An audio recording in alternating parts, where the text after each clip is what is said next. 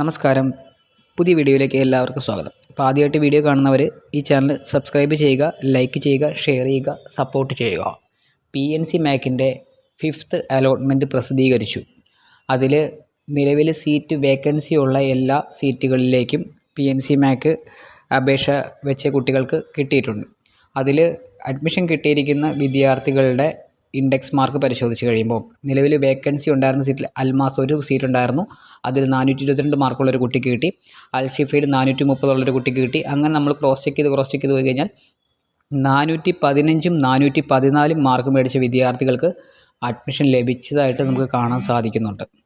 അതുകൂടാതെ തന്നെ നമ്മൾ ക്രോസ് ചെക്ക് ചെയ്ത് കഴിയുമ്പോൾ 1 സീറ്റ് 2 സീറ്റ് 3 സീറ്റ് വേക്കൻസി ഉള്ള കോളേജുകളുണ്ട്. ക്രോസ് ചെക്ക് ചെയ്ത് കഴിയുമ്പോഴത്തേനും നമുക്ക് കാണാൻ സാധിക്കുന്നത് അങ്ങനെയാണ്. നിലവിലെ സീറ്റുകളെല്ലാം ഓരോ കോളേജിലും ഫുൾ ഫില്ലായിട്ടാണ് കാണാൻ സാധിക്കുന്നത്.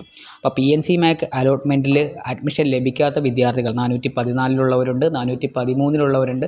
414-ന് ബാക്കിലേക്കുള്ള വിദ്യാർത്ഥികൾക്ക് അഡ്മിഷൻ ലഭിച്ചിട്ടില്ല. അപ്പോൾ അഡ്മിഷൻ ലഭിക്കാത്ത വിദ്യാർത്ഥികൾക്ക് നിരുത്സാഹപ്പെടേണ്ട ആവശ്യമില്ല. ഗവൺമെൻറ് മെറിറ്റ് ഫീസിൽ ഇപ്പോഴും അഡ്മിഷൻ കിട്ടാനുള്ള അവസരമുണ്ട്. അതിൽ നമുക്ക് അഡ്മിഷൻ കിട്ടാനുള്ള കാര്യങ്ങളും അതുപോലെ തന്നെ ഒരു കോളേജ് എങ്ങനെ സെലക്ട് ചെയ്യണം, സെൽഫ് ഫിനാൻസിങ്ങിൽ എങ്ങനെ മാനേജ്മെൻറ്റ് കോട്ടയിൽ ഇൻ്റർസ്റ്റേറ്റ് അഡ്മിഷൻസും അഡ്മിഷനെ പറ്റി കാര്യങ്ങളും അതുപോലെ തന്നെ യൂണിവേഴ്സിറ്റി വിവരങ്ങളും അങ്ങനെ മെറിറ്റ് ഫീസിൽ പഠിക്കാനുള്ള ഓപ്ഷൻസും അവൈലബിൾ ആണ്. ആ ഓപ്ഷൻസിനെ പറ്റി അറിയാനും കൂടുതൽ കാര്യങ്ങൾക്കുമായിട്ട് താഴെ കാണുന്ന കോൺടാക്റ്റ് നമ്പറിൽ കോൺടാക്റ്റ് ചെയ്യുക. താങ്ക്